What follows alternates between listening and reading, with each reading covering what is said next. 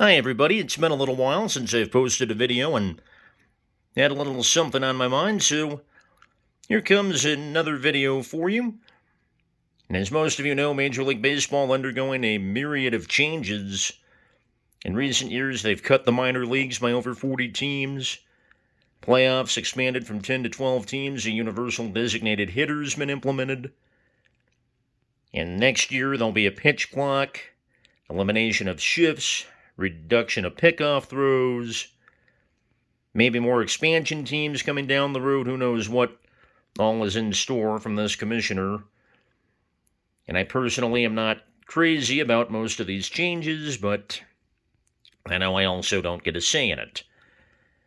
But all these changes made me think about another period when baseball underwent a time of change, and that was the 1960s. As this photo, Bill Mazeroski celebrating his game-winning home run for the Pirates in the 1960 World Series, gave them one of the most improbable World Series wins ever over the Yankees. The moment that his writer Steve Wolf referenced was when baseball as a game ended and baseball as a business really began. As in 1961 is when expansion took place, and one of the expansion teams, an updated logo you see here, the Los Angeles Angels. There was also a new Washington Senators team that came along in 61 to replace the old Senators who moved to Minnesota to become the Minnesota Twins. So Major League Baseball, which had 16 teams, 8 in the American League, 8 in the National League for over half a century. For 61, the AL had 10 teams, and the National League had 8. Then 1962 came along, and the National League added 2 teams. I'm trying to get a little better look at the logo here. Here it is, the New York Mets were one of those expansion teams in 62, and also the Houston Colt 45s. Now the Astros came along, so by 62, the major leagues had 20 teams after having just 16 2 years prior.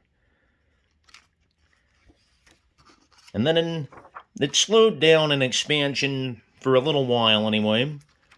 Whereas 1965 saw the Astrodome open, that being the first full-time indoor stadium for Major League Baseball.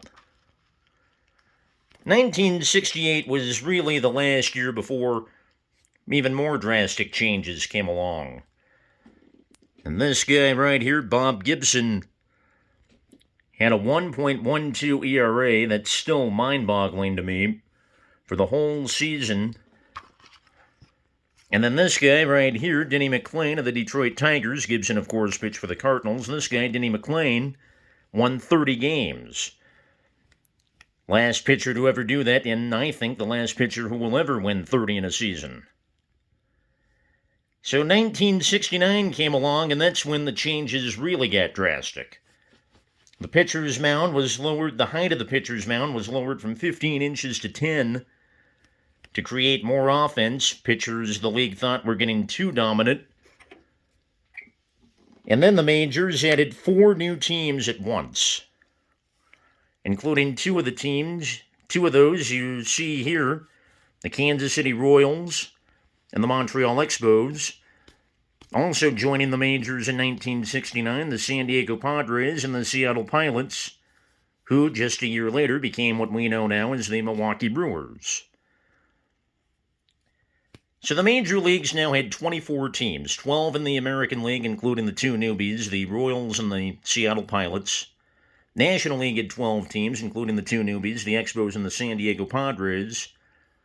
And with 24 teams, the league decided it needed some more playoff teams. Because from 1903, the first year of the World Series, to 1968, the team with the best record in the American League and the team with the best record in the National League went right to the World Series. There were no playoffs. But in 69, that changed.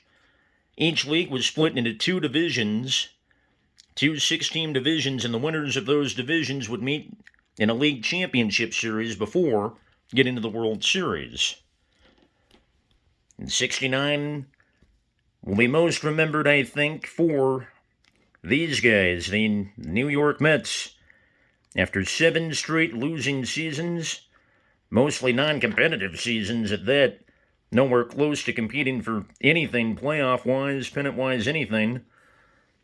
Well, then the Mets went on to win the World Series in '69, still to this day referred to as the Miracle Mets because of that run. So certainly this day and age, period of change for Major League Baseball, whether I like it or not, and not the first time the '60s wheeled off multiple changes to Major League Baseball, as fans knew it at the time.